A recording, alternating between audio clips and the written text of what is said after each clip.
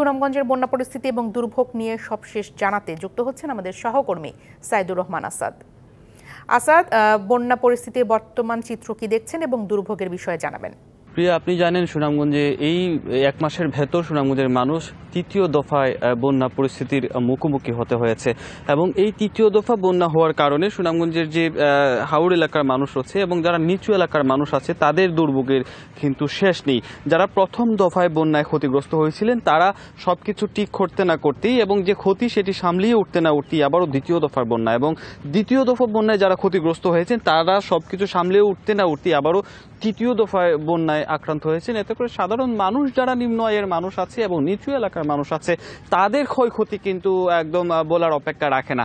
এবং একটা বিষয় যদি বলে রাখি, গত 24 ঘন্টা সুনামগঞ্জে অনেক পানি কমেছে। গতকালেও সুরমা নদীর পানি বিপদসীমার নিচ দিয়ে প্রবাহিত হচ্ছিল। আজকে সুরমা নদীর পানি সুনামগঞ্জ পয়েন্টে বিপদসীমার 24 সেন্টিমিটার নিচ দিয়ে প্রবাহিত হচ্ছে। এতে করে বোঝা যায় যে সুরমা নদীর পানি কমছে, তবে লোকালয়ের পানি অপরিবর্তিত রয়েছে। কিছু কিছু লোকালয় নিচু এলাকা রয়েছে, যেসব নিচু এলাকায় পানিটা কি আগের চেয়ে কিছুটা বেড়েছে।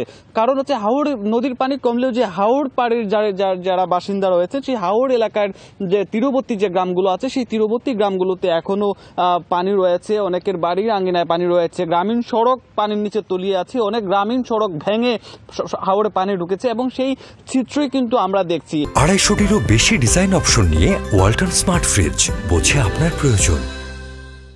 তো বোঝা যাচ্ছে যে এইরকম স্বাভাবিক অবস্থায় আসতে আরো বেশ কয়েকদিন সময় লাগবে এবং মানুষ এখন একটা আতঙ্কে আছে যে বৃষ্টিপাত হলেই হয়তোবা বন্যার একটি সম্মুখীন হবে না। এবং তৃতীয় দফায় যে বন্যার সম্মুখীন হয়েছে সেটি কিন্তু খুব অল্প দিনেই, খুব দুদিনের ভিতরেই হয়েছে। ভারতের যে উজানের ভারী বৃষ্টিপাতের কারণে তৃতীয় দফায় যে বন্যা পরিস্থিতি সেই নিচু এলাকায় তৈরি হয়েছে। তো প্রিয়াকুণ্ডে এখন পর্যন্ত বন্যা পরিস্থিতি উন্নতি হচ্ছে, তবে আরো কয়েকদিন সময় লাগবে স্বাভাবিক হতে পুরোপুরি।